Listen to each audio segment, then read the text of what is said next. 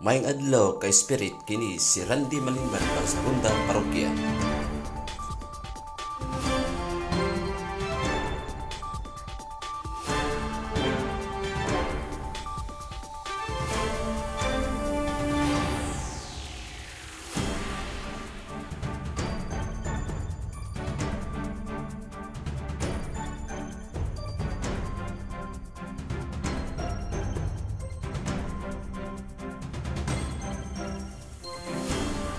Si Randy Malimban sa Runda Parokya sa DXG and 89.9 Spirit FM. Karong adlaw mao ang ikapito nga misa di Galyo dinhi mismo sa Divine Mercy Eco Heights, no? Aspe na inubanan sa ato ang mga JSL sa pundok diri mismo sa Katilingban. Ug karon ato ang masayran o matagan og permasyon ang usa sa mga opisyalis diri sa mao si JKK. Ma'am, maayong buntag. Maayong buntag sad, sir.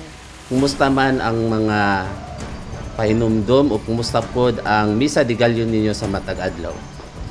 First, among Misa di Galyo, so far okay man siya. Daghan ang nagapanambong.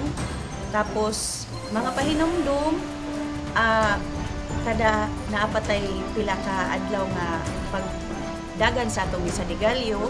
Unya naapod tay anticipated mass karong 24. O sa 31 pod naapod tay anticipated mass diri sa atong GKK.